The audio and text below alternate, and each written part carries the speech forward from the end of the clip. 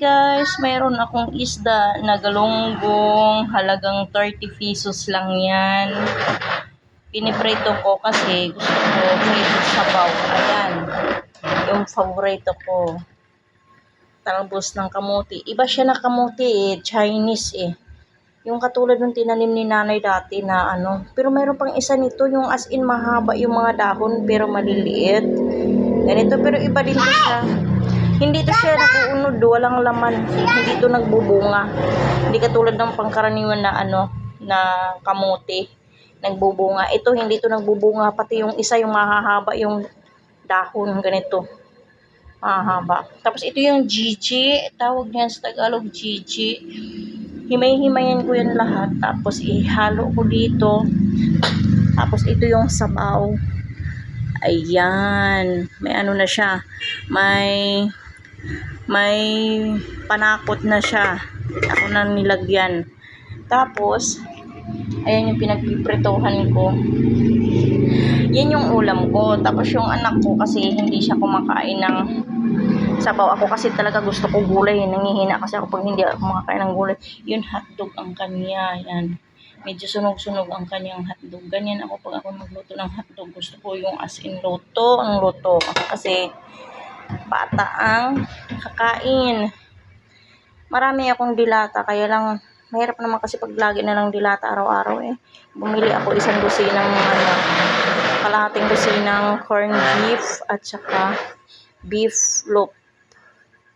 Beef loaf ang binili ko. Kalahati din at saka kalahating dosinang pansit canton kasi yan ang gusto ng anak ko at saka noodles. Kalahating dosina din ang binili ko. Ang nakalimutan kong bumili, itlog. Although mayroon pa naman akong itlog dito na 4 na piraso. Tapos bumili ako kanina ng 5. Kasi para kasi yan sa anak ko Kasi yung anak ko hindi kumakain ng isda. Ako kasi isda akin. Gusto ko araw-araw may sabaw. Ayan, Gigi. Hindi pwede sa akin nang walang sabaw. Ayan, kulo na. Diba? Kulo na. Ilagay ko na ngayon ang isda. Ay, huwag ko na lang palang himay-himayin. Ganyan na lang. Mas maganda na yung ganyan. Yan. Ito, lagay ko. 1, 2, 4. Siguro hindi ko ito ubusin kasi ako lang naman ang kakain Yan lang siguro yan. Yan. Tapos iiwan ko to. Para bukas umaga. Kasi may ulam na ako ito.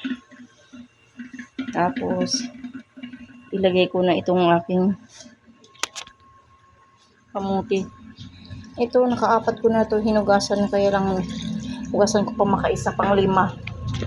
Para sigurado na as in malinis. Kasi nga, ayaw talaga ng madumi. Kaya nga hindi ako mahilig kumain sa mga luto-luto sa labas Sa mga restaurant. Pag sa mga restaurant naman na mga class, yan, kumakain talaga ako. Pero sa mga kantin-kantin, nag-iisip muna ako kung kakain ako sa kantin. Kasi iniisip ko, malinis ba yan? Hindi naman sinasabing na nag-iinarte ako. Siyempre kasi ako kasi malinis ako Kaya alam mo sa sarili ko kung malinis o hindi. Kasi nawalaan ako ng gana pag nakakita ako ng mga something ng mga tulad ng mga uod, ng mga langaw, whatever na kung anong meron dyan. Nawawalaan ako ng gana. Ayoko ng ganun. Yan. Hindi naman yan sa kaartihan, sa kalinisan. Talagang sadyang maganda talaga yung malinis. Gusto ko talaga malinis, maliwala sa paningin ko. Ayoko ng maraming mga abubot. Yan. Pakuluin ko lang yan. Yung kalero ko na yan, kaya yan madumi. Hindi ko na yan kiskisin. Kasi, ayan tinapalan na nga lang yan ng pandikit. Kasi nga nabutas, kakakuskus ko. Noon. Kaya sa rice cooker namin yan. Tinapalan ko na lang yan kasi nabutas. Kaya hindi ko na kinukuskus. Numinipis kasi. Nabubutas. Kasi dati marami kaming gamit dati. Wala na naibenta mga original na mga gamit. Naibenta namin kasi pumunta kami ng Palawan. Wala namang kwenta pagdating doon kaya nagkasakit ang aking darling. Sa Sabado nandito yun, uuwi yun. Dapat nung Linggo. Ikaso alanganin nga kasi ang sweldo ay Lunes. Hindi rin siya papayagan. Ngayon, Sabado mag-day off siya kasi pinapa-day off siya ng pinsan niya.